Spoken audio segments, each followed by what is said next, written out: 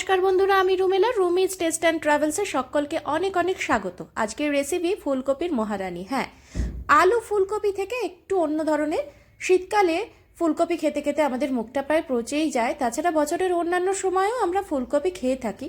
তো একঘেয়ে আলু ফুলকপি ছাড়া এটা একটু ডিফারেন্ট। আপনারা 100% শিওর হয়ে করতে পারেন, বাড়ির লোক বারবার খেতে চাইবে।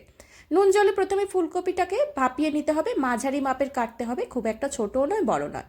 এরপরে একটা বাটা মশলা করতে হবে, কাঁচা লঙ্কা, হিং, আদা, টক দই আর কসুরি মেথি দিয়ে এই পেস্টটা আপনাদের করে নিতে হবে। হ্যাঁ, অবশ্যই এর সঙ্গে কাশ্মীরি লঙ্কার গুঁড়ো দিতে পারেন কালারটা ভালো আনার জন্য, যেহেতু এই রেসিপিটাতে খুব একটা হলুদের ব্যবহার থাকবে না। পেস্টটা ঠিক এই রকম হবে, দেখতেই পাচ্ছেন। এবার ফুলকপিগুলো ভাপানো ঠিকঠাক হয়ে গেছে।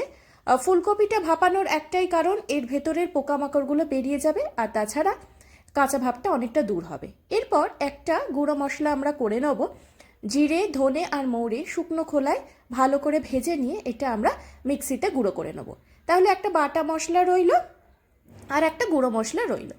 এরপরে ভাপানো ফুলকপিগুলো সাদা তেলে লাল লাল করে ভেজে নেব, একটু নুন আর হলুদ দিয়ে। হলুদটা সামান্যই দেবেন, কারণ আমি আগেই বলেছি ফুলকপির মহারানীর রেসিপিটা যেহেতু রেস্টুরেন্ট স্টাইল হয়, আর এটাতে খুব একটা ঘরোয়া হলুদের ব্যবহার খুব একটা থাকে না।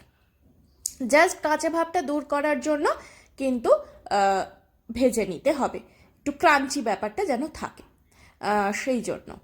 আর ফুলকপিগুলোর একটা স্মেল থাকে, ফুলকপি হোক বাঁধাকপি, সেটা দূর করার জন্য ভাপানোটা মাস্ট, আর তার সঙ্গে একটু ফ্রাই করে নিতে হবে। ব্যাস, আর কিছু নয়। আর এতে কিন্তু আলুর ব্যবহার করছি না, তবে একান্তই যদি মনে করেন আলু না খেলে চলবে না, তাহলে আলু দিতে পারেন, অবশ্যই সেটা অ্যাজ ইউর চয়েস। ওই তেলের মধ্যেই দই পেস্টটা আমরা দিয়ে ভালো করে কষিয়ে নিচ্ছি, আর তার সঙ্গে অবশ্যই অ্যাড করব গুঁড়ো মশলা।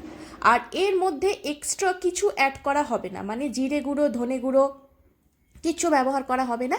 তবে এতে সামান্য একটু দুধের ব্যবহার করতে হবে। তবে মনে করতে পারেন বা বলতে পারেন যে টক দইয়ের সঙ্গে দুধ, এটা কম্বিনেশনটা কী হবে না, কম্বিনেশনটা কিন্তু দুর্দান্ত হবে। টক দই তো থাকবেই বাটা মশলা হিসেবে, তার সঙ্গে অল্প একটু দুধ হলে যে গ্রেভিটা হয় সেটা কিন্তু স্মুথ হয়, এটা জানবেন। দুধ যদি দেয়া হয় কোনো কারিতে, তাহলে গ্রেভিটা খুব স্মুথ হয়, একেবারে ঘরোয়া থেকে অনেকটা রেস্তোরাঁর স্বাদ।